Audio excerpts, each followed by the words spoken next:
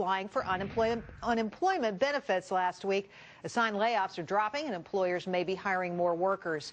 And shoppers shrugged off cold temperatures to give retailers a big March. Time to let the Willis watchdogs out. Clint David is a legal analyst from David Goodman and Madola in Dallas. Paul Westcott is the host of White House Brief, and Ron Christie is a political strategist. Paul, let's start with you. What do you make of these good news stories? Oh, it's great. I mean, you want to see the economic news go up, even as a conservative, and seeing Barack Obama do well. I'm still very happy about it, although I'm still skeptical when you're looking at housing starts, you're looking at all these other numbers we're talking about.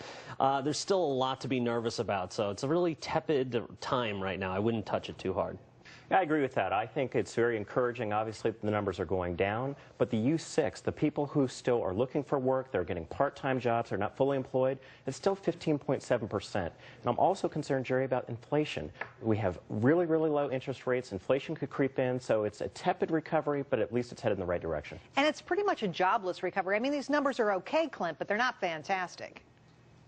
Well, they're not fantastic, but they're a huge improvement. I mean, even the professional pessimists can't blow off this data. What I find fascinating is the why. I mean, are people reading that more people are going back to work, therefore they're hiring more people? I mean, I'm really curious as to just how psychological this is. I just hired 4 new lawyers in the last 3 months, and I have to be honest with you, I don't have a clue why, except I feel real good about the decision. Wow, that's interesting. Okay, well, we've got some good economic news right on this show. Okay, one Alaska lawmaker is renewing the debate over whether military members old enough to fight and die for their country, should they be allowed to drink? The bill would allow military members in his state under 21 to legally drink. Federal age, it's still 21. Clint, what do you think of this story? Well, look, first of all, we're kidding ourselves if we don't think soldiers can go out and get a drink or a cigarette anytime they want, and usually people treat them. But listen, if they are old enough to marry, if they're old enough to vote, if they're old enough to die in combat, they need to have the right to be able to buy a drink legally. In fact, the way the government has so abused and overstretched our military, the government should buy the first round. I agree with that.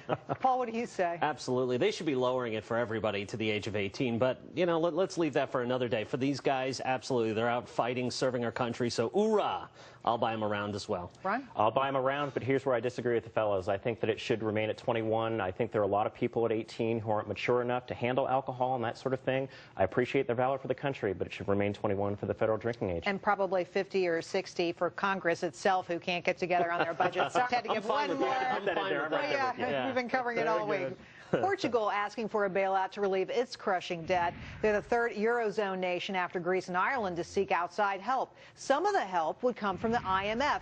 And who is that backed by? You guessed it, the U.S. Ron? I tell you, the United States, we have enough difficulty here trying to make sure that we can keep spending down, that we can provide resources for American citizens. I don't like the idea that our tax dollars are going to the IMF to bail out socialist countries that have been very irresponsible. We're the federal bank to the world. We absolutely are. We got to shut it down. I mean, we're talking about shutting down our own federal government. We absolutely have to shut down any sort of spending on this level. The IMF, the UN, NATO, even in this case, we need to start reevaluating these global organizations and start taking care of ourselves with a $14.3 trillion debt. Amen. Clint, why does it always come down to us? It seems like we're always splitting the bill for everybody, and everybody hates us.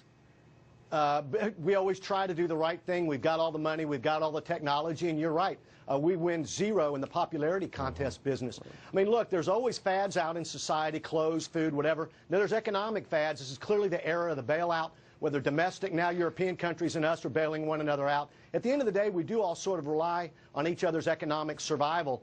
So clearly this is a fad that's not going away. But I completely agree with my fellow panelists. I do not like the look or the smell of this one. Well, it's not bailout nation in my household, I'll tell you that. All right, the Federal Aviation Administration has identified a second, yes, a second, air traffic controller who fell asleep on the job. The sleeping controller was found asleep with a cushion and a blanket in Knoxville, Tennessee. Last month, aviation authorities said a lone controller at Reagan Airport fell asleep on the job as well. Clint, can we wake these people up, for goodness sakes?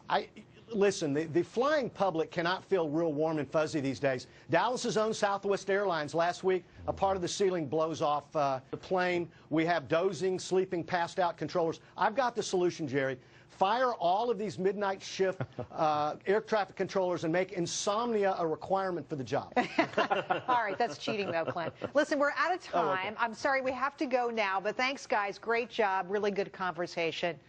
And I have to tell you here, a follow-up to a story we brought you earlier in the week. The union-backed challenger in the race for a seat on Wisconsin Supreme Court is declaring victory. In a contest called a referendum on new restrictions on public sector unions, the first statewide recount in 20 years is all but certain. The two candidates were only separated by 200 votes. If it holds up, Joanne Kloppenburg would have edged out sitting Justice David Prosser, flipping the state's highest court to a 4-3 liberal majority. And that could be important because Governor Scott Walker's anti-union measure is now the target of several lawsuits that could be decided by the court. We'll keep an eye on that, and we'll be right back with my 2 cents more.